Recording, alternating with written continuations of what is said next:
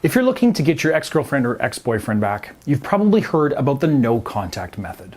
Now, this is, of course, the practice of disconnecting from your ex for 30 days or so following the breakup in order to make them miss you and reset their emotional state. Now, there's a lot of reasons to go no contact after a breakup, but what if it's too late? The truth is, there are situations where you've waited too long after a breakup for no contact to be effective. And in this video, I'm going to tell you exactly when you can and can't use no contact, what you should do next, and finally, when you should move on for good. Hey guys, I of course am Brad Browning, breakup expert and author of the X Factor program. I've been helping people like you for over 10 years here on YouTube and through my online coaching. If you're in a difficult situation with your ex, consider subscribing to my channel for more videos to learn the very best techniques to get your ex back. So let's get into this video. How long is too long for the no contact method to work? Well, I won't lie to you, time is definitely a factor. The longer you wait before going no contact after a breakup, the less effective it's going to be in general. Now, of course, that does depend on several factors. First, have you two stayed in contact after the breakup? This is the most important factor in my opinion. If you've been talking to this person every day for a month after you two broke up, then no contact is still the best thing you can do right now. I'm sure you've already figured out why, but basically if you broke up a month ago and haven't talked since, then you've basically already done no contact. Congratulations, you made it. And likewise, if it's been 3 months, I'll give you the same advice. Things get a little dicier if the two of you broke up 6 months or even a year ago. You might have more difficulty approaching them since they've most likely moved on with their lives, but this depends largely on the second factor, and that is how long the two of you were together. The longer the relationship, the longer you have to reconnect with your ex, because the mourning period after a breakup is usually proportional to the length of the relationship. So if you broke up a year ago, usually I would say you're going to have a really difficult job of winning them back. But if you two were together for 6 years, then a year apart may actually be what you two needed to figure out how much you want to be together, and no contact can be the beginning of your second love story. And by the same token, if you two have been broken up for 8 months after you only dated for a week, then you're going to have a difficult time rebuilding things now that you've decided to give it another try. If you've been broken up for a while and you firmly believe that your ex is the only one for you, then you are in luck.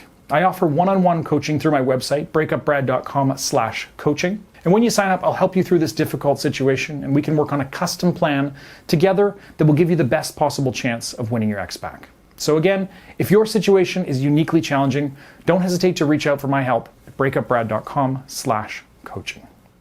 Okay, so now let's go through a few scenarios here. We've already talked about situations where you've been out of touch for a while and have essentially done no contact already without even realizing it. So what are you supposed to do next? Well, if you did do no contact unintentionally, you still have some work to do before you reach out to your ex and try to win them back, because a big part of no contact is self-improvement.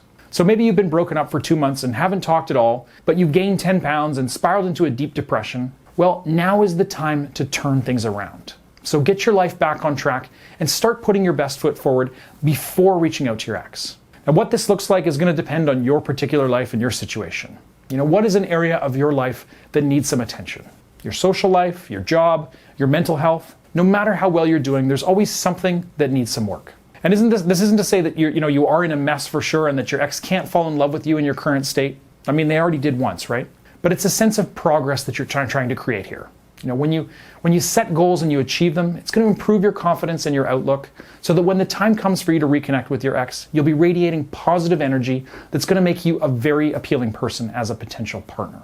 Now, of course, this period of self-improvement is vital for anyone going through no contact. So don't think that you can bypass it because it hasn't been long enough since the breakup or it's been too long. This is still a key part of winning your ex back, so please don't think that you can just skip it. Another potential scenario you may be dealing with here is that it's been a long period of time since your breakup. Maybe you've lost touch with this person, but you haven't stopped thinking about them. Maybe this time apart gave you the perspective you needed to realize that you need them in your life no matter what. Maybe something that was keeping you apart has changed since then, like your job, your location, or whether or not you want kids. And you think that you could now make this work if they'd give you another chance. So will no contact work in this kind of scenario? Unfortunately, the answer here is usually no. No contact is not going to be effective if you do want your ex back. But that doesn't mean that there's no hope for getting your ex back, just that you'll probably need to take a different approach.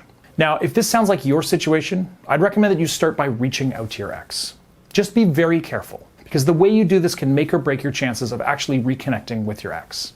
Basically, don't rush it. Don't send them a letter pouring out all your thoughts and feelings and confessing your love for them and begging for a second chance. For 99% of people, this approach is going to be way too much, and it'll scare your ex off for good. It comes across as desperate, and it makes you look out of touch with reality, depending on how long you've been apart, of course. In fact, no matter how you may feel about your ex, and I'm guessing you're pretty fond of them if you're watching this, I need you to try to get out of this mindset as much as possible before you reach out. Remember that you don't really know this person anymore. If it's been a really long time, and you can't really expect that they're just going to be ready to just jump back into your arms. You may love the person they were and the relationship that you had in the past, but that relationship didn't work out. So don't forget that. Instead, think of it like catching up with an old friend. You're just hoping to get to know this person again and reconnect. You want to spend time to see what they've been up to, spend some time with them, and rebuild that connection if things feel right. Now, I know this might feel impossible when you're head over heels for them, but if you can pretend, it'll make this go a long way to making the interaction, less intense for both you and your ex. And if you can both be comfortable, then you can let your natural chemistry take over, and you'll have a much easier time of reconnecting than you would going in, expecting to be married within a year. Now, let's talk about another common scenario that I hear about. You've been broken up for any period of time, say from 6 months to multiple years, and you've stayed in pretty regular contact since then. You may be friends, or you might just see each other around. But whatever the situation, you're pining for them and they have no idea how you feel. Now, this is a very difficult situation, and another one where no contact is going to be difficult to achieve, but possible. The problem here is that you can't just drop off the face of the earth with no warning. If you stop answering their messages or spending time with them, then they're not going to understand what happened or why you're acting this way.